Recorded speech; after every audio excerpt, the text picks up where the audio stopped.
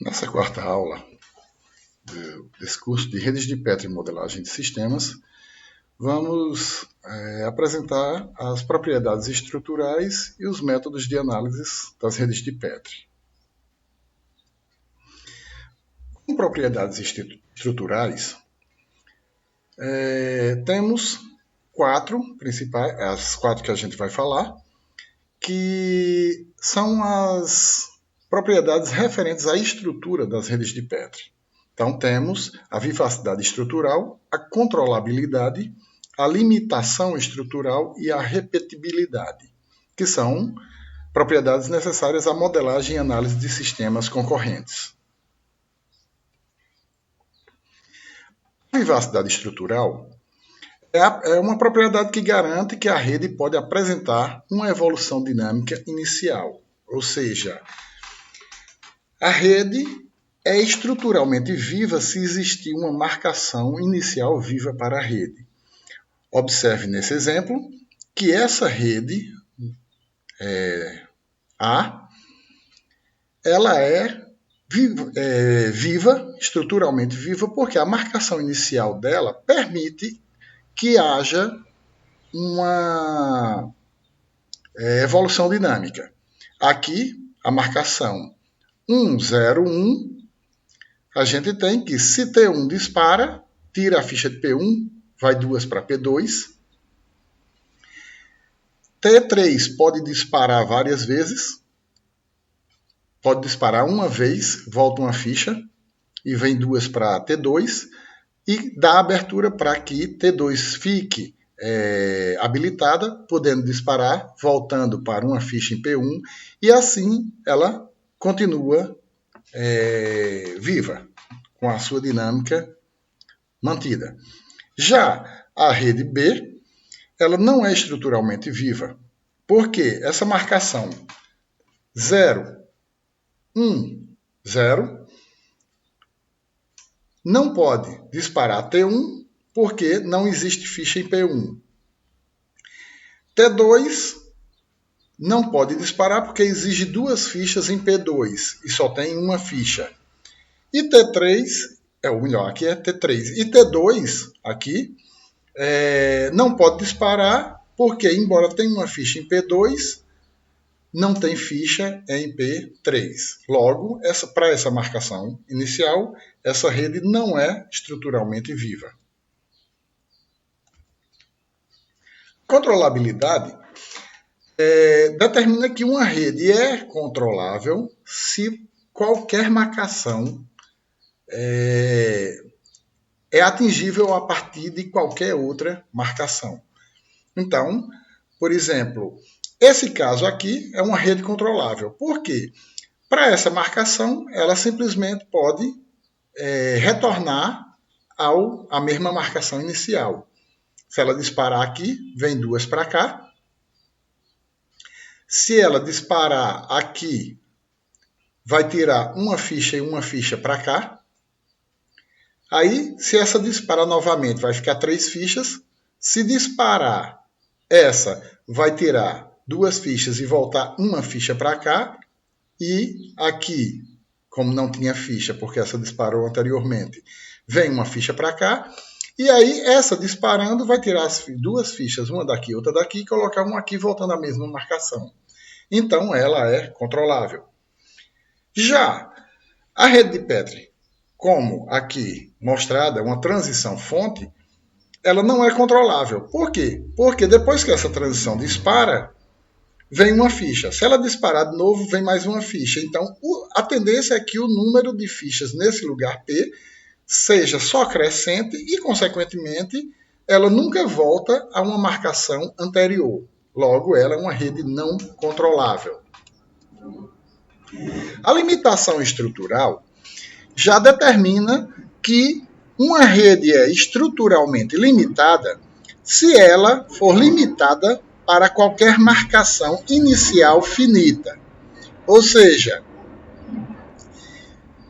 para esse caso aqui dessa rede, se eu colocar uma única ficha em P1, o que vai acontecer? T1 pode disparar levando 2 fichas a P2. Se T3 dispara, leva as duas fichas de P2, colocando uma ficha em P3. E daí, T2 disparando, volta uma ficha para P1. O máximo de fichas nessa estrutura toda vai ser 2. Se eu colocar duas fichas em P1, T1 disparando duas vezes vai para 4. Vai ser o máximo. Então, conforme está descrito aqui, ela é estruturalmente limitada em 2n. Porque sempre vai ter duas vezes o máximo número de fichas da rede. Então, a limitação em si, estrutural, vai determinar qual o máximo de fichas que vai ter em qualquer marcação. A repetibilidade determina que a rede é repetitiva se, dada a sua marcação inicial, existir uma sequência de disparos de transições a partir de M0, tal que qualquer transição ocorra infinitamente. Ou seja, um alto laço, ela é uma rede repetitiva, simplesmente porque a transição pode simplesmente sair disparando e vai simplesmente manter a mesma marcação. E ela é repetitiva. Nesse caso aqui, a rede é parcialmente repetitiva se existir uma marcação inicial e uma sequência de disparos a partir de M0, tal que alguma transição ocorra infinitamente em S. Aqui, se T1 disparar, T2 pode disparar infinitamente, é um alto laço de certa forma, e T3 pode disparar bloqueando T2. Mas ela é parcialmente repetitiva, porque esse lado aqui se repete infinitamente. Bom, visto as propriedades estruturais, passamos a analisar aqui os métodos de análise das redes de Petri. Há 3 métodos de análise que auxiliam na análise das propriedades das redes. São o método da árvore de cobertura, a abordagem por equação matricial ou equação de estados e as técnicas de redução ou decomposição. Aqui vamos tratar os 2 primeiros, que são o método da árvore de cobertura e a abordagem por equação matricial. A árvore de cobertura é uma modificação que se faz da árvore de alcançabilidade, já vista numa aula anterior. A questão aqui, essa modificação determina que, quando um ramo tende a crescer infinitamente, apenas trocamos o crescimento infinito daquele lugar pelo símbolo ômega. Então, a gente limita o crescimento dessa árvore. E com essa árvore, a gente pode analisar bloqueios, crescimentos infinitos, repetições, entre outras propriedades. Para fazer a árvore de cobertura, a gente segue esse algoritmo, que basicamente é o algoritmo que cria a árvore de alcançabilidade. Entretanto, mudamos apenas algumas questões, do tipo, quando a gente encontra bloqueios, coloca lá marcação bloqueada. Quando encontra uma marcação que tende a crescer em qualquer um dos lugares, aquele lugar tende a crescer em número de fichas indeterminadamente, substitui-se o valor do crescimento apenas por ômega, para que a gente tenha a sequência da primeiro disparo, que leva a um valor, segundo disparo que vai aumentar de novo aquele valor, o terceiro disparo já não é mais de interesse. Então, voltamos ao segundo disparo e colocamos ômega, porque sabemos que aquele ramo vai crescer indefinidamente. Então, por exemplo, essa rede aqui, nós temos a marcação P1, P2, P3, 1, 0, 0. Se T1 dispara, o que acontece? A marcação vai apenas tirar de P1 para P3 uma ficha e vai ficar 0, 0, 1. Consequentemente, T0 não pode disparar, T2 não pode disparar porque precisa de uma ficha em P2, e T3 não pode disparar porque exige uma ficha em P1 que não tem mais. Então, a rede está bloqueada. Nada mais pode acontecer. No entanto, se T3 disparar, o que vai acontecer? T3 disparou uma vez, tirou a ficha de P1, botou a ficha novamente em P1 e uma ficha em P2. Mas T3 continua habilitada. Ela pode disparar novamente, colocando novamente a ficha em P1 e mais uma ficha em P2. Então, ficou 2 fichas em P2. Então, daqui, se T3, como continua habilitada, pode aumentar o número de fichas em P2 indefinidamente enquanto o T3 disparar. Logo, a gente já percebendo isso, coloca ômega no lugar P2. Daqui, T3 vai manter, mais uma vez, a mesma marcação, ou seja, vai continuar crescendo indefinidamente. Repetimos apenas a marcação e colocamos antiga ao disparo de T3.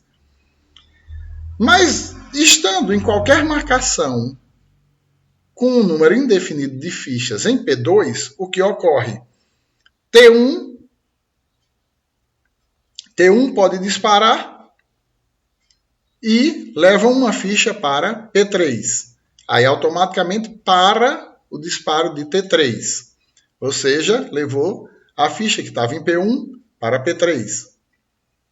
Ficando 0 ômega, porque o lugar P2 está com uma quantidade arbitrária de fichas dos disparos de T3 e T1 levou a ficha de P1 para P3. Daí, quem é que pode disparar? Unicamente P2. Simplesmente vai poder disparar indefinidamente. Já que tem uma ficha aqui, T2 pode tirar uma ficha de P2, jogar para P3 e, ao mesmo tempo, puxar a ficha de P3, mantendo sempre P3 em 1. Logo, o número indefinido de fichas que tem P2 vai ser considerado infinito menos 1, que continua infinito, logo representado novamente por ômega, e retirou e manteve a mesma marcação, na realidade, porque P3 permanece sempre com 1. E nada mais pode ocorrer, pois T1, nem T3, nem T0 pode disparar. Logo, a marcação é a mesma de M3, se coloca como antiga. Essa é a árvore de cobertura dela.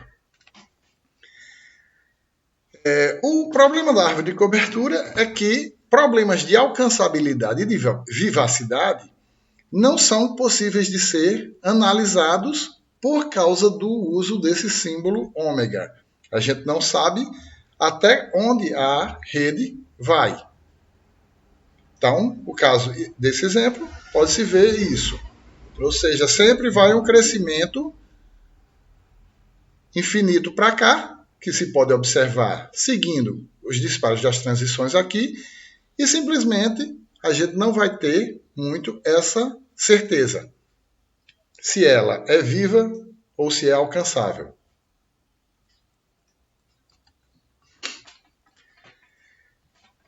O segundo método é o método da equação de estados. Basicamente, a gente tem uma equação que pode descrever uma marcação que pode ser atingida através da marcação inicial pela uma sequência de disparos de transição. Entretanto, o método da equação de estados ela apresenta limitações porque você pode ter resultados não pertencentes ao conjunto de marcações alcançáveis. Também a gente não tem a certeza de qual a sequência de transições real que deu origem àquela marcação. A partir dessa equação, que diz que uma marcação K ela é igual a uma marcação K-1 mais a matriz de incidência transposta multiplicada pelo vetor de controle VK. Então, esse vetor de controle é um vetor com N termos que representam as transições. Para N transições, temos N termos nesse vetor, em que só um dos termos é 1 representando a iésima transição a disparar. Os demais termos são 0. Por exemplo, essa marcação inicial, 2, 0, 1, 0. Temos aqui a transição T1 habilitada e temos T3 que também está habilitada. Se disparar T1, apenas o vetor de controle vai ser o quê? 1, 0, 0, já que o vetor representa T1, T2, T3. As 3 transições da rede. Se disparar T1, apenas o vetor de controle vai ser multiplicado pela equação, pela matriz de incidência. Então, da marcação inicial mais a matriz de incidência vezes o vetor de controle, a gente alcança essa marcação, 0, 1, 2, 0. Vejamos. Pela marcação inicial, T1 dispara. Tira 2 fichas de P1, então P1 vai para 0. Já foi o primeiro caso.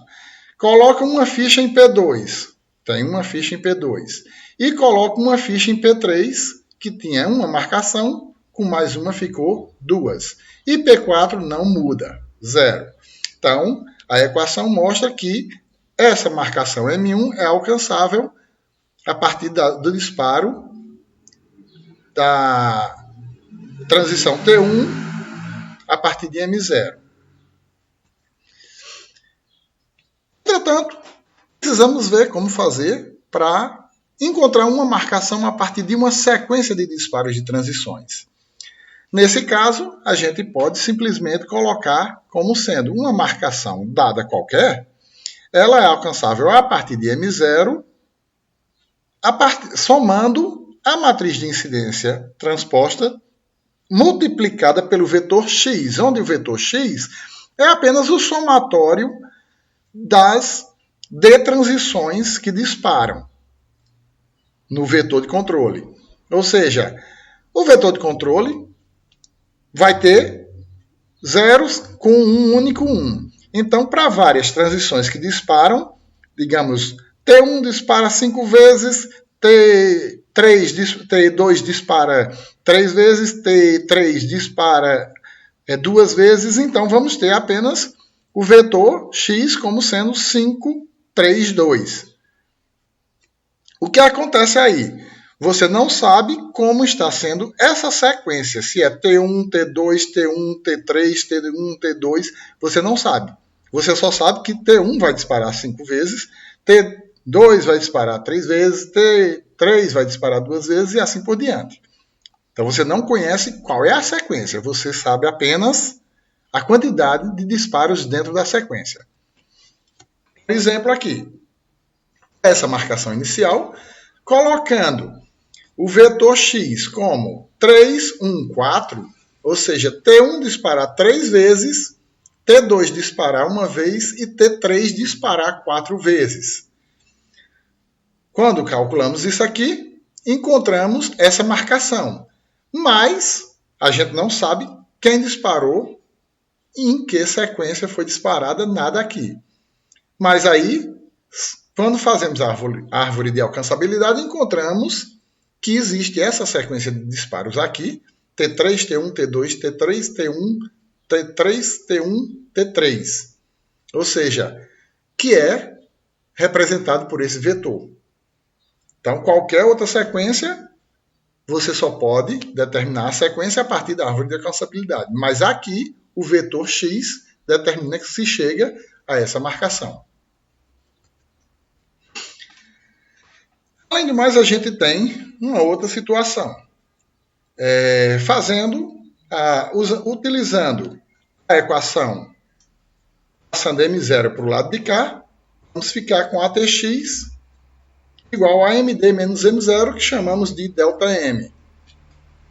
E essa equação só tem uma solução x, se e somente se ΔM for ortogonal a cada solução y do sistema homogêneo associado a y igual a 0. Sendo R o posto da matriz de incidência AM por N, e A sendo particionada dessa forma, com A11 sendo uma matriz de M menos R por R, A12, uma matriz quadrada de ordem R, não singular. A21, uma matriz de dimensão m-r por n-r. E A22 sendo R por n-r. Define-se, então, essa matriz B, onde a gente tem IV, uma matriz de identidade de ordem Ni igual a m-r. Fazendo essa matriz aqui, as linhas de B dão um conjunto de m-r soluções linearmente independentes para AY igual a zero. Assim, A vezes B transposta igual a zero e o espaço vetorial gerado pelos vetores linha da matriz A é ortogonal ao espaço vetorial gerado pelas linhas de B. A condição de que ΔM é ortogonal a cada solução de AY igual a zero é equivalente a dizer que B vezes ΔM igual a zero. Ou seja, dada uma marcação, ela só é alcançável a partir de M0 se a solução encontrada for B vezes ΔM igual a zero. Por exemplo, essa matriz que a gente fez anteriormente, a gente tem ela particionada conforme determinado. A matriz B se torna essa matriz. E aí a gente encontra que ABT é zero, que indica que temos soluções linearmente independentes para y igual a zero, o que indica que B, ΔM igual a zero. Logo, a marcação que a gente procura é alcançável, que é a do exemplo anterior. Assim, é possível determinar se uma sequência S pode ocorrer em uma rede, bem como determinar se uma marcação específica M é alcançável ou encontrar uma sequência de transições que levam de M0 para essa marcação. Então, aquela rede, essa rede do exemplo anterior, a gente trabalhou ela aqui, essa marcação, a gente tem ela aqui. Então, fazendo todo esse método aqui, a gente encontra B, ΔM para essa marcação 1206 como igual a zero. Consequentemente, a gente garante que essa marcação é alcançável, seguindo esse método. Mas, ainda em relação à equação de estados, temos uma outra determinação que se chama os invariantes de transição, que indica que para o caso de ΔM ser zero, ou seja, MD menos M0 ser zero, indica que estamos na mesma marcação. Não sabemos exatamente a sequência de disparos de transição que levou da marcação inicial para a marcação inicial. Apenas temos essa informação. Mas essa informação aqui é uma solução inteira de ATX igual a zero, porque é MD menos M0. Aí, essa situação aqui é chamada de componente repetitiva estacionária. Ou seja, o vetor x transposto é o invariante de transição, ou T invariante, que representa uma sequência de disparos, de transições, que mantém a marcação da rede na mesma. Por exemplo, aqui, temos que x111, ou seja, temos disparo de uma transição, da transição T1, o disparo da transição T2 e o disparo da transição T3. Não sabemos em que sequência. Mas, quando colocamos isso na equação, a Tx vai dar zero. Isso quer dizer que ou T1, T2, T3 nessa sequência, ou T2, T1, T3, ou T2, T3, T1, ou T1, T3, T2, ou seja, a gente não sabe qual é a sequência, mas sabe que um disparo de cada uma vai levar à mesma marcação inicial. Se formos observar, na árvore de alcançabilidade, vamos ter que a sequência T1, T3, T2 mantém a rede na mesma marcação, o que implica dizer que esse vetor x é um T invariante. Comprovando isso, vamos ter T1 disparar retira as duas fichas de P1, coloca uma ficha em P2 e uma ficha em P3.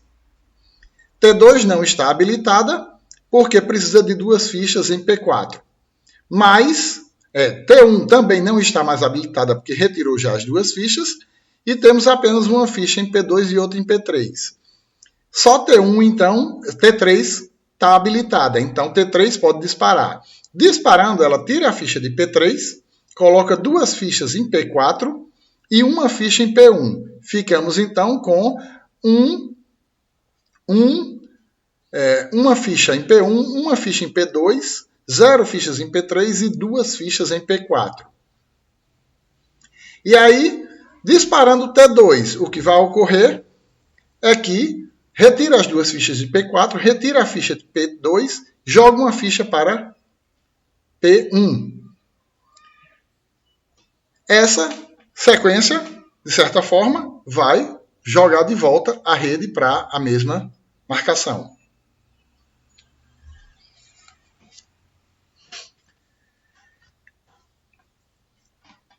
Outra definição, baseada nas equações de estado, na matriz, é o invariante de lugar. O invariante de lugar é uma função linear da marcação cujo valor é constante. Esse também é chamado de S-invariante e só depende da marcação inicial.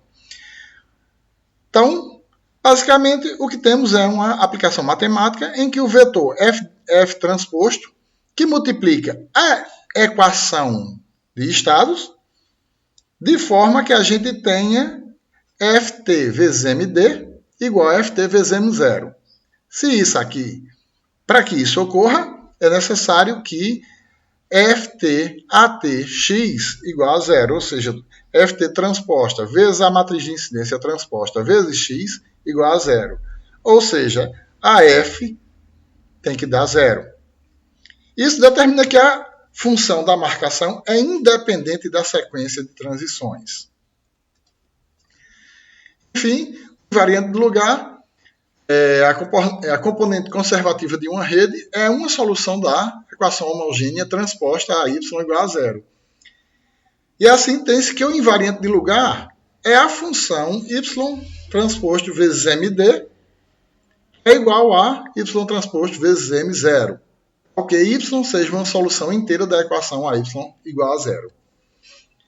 Esse exemplo aqui mostra apenas que y, nesse valor 1, 0, 2, 1 meio, é uma solução para y igual a zero, pois multiplicado por qualquer marcação alcançada pela rede, resulta em um número de igual valor.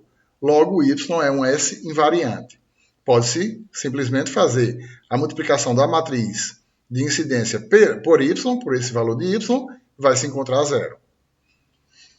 Com isso, finalizamos mais essa aula e esperamos a próxima aula agora.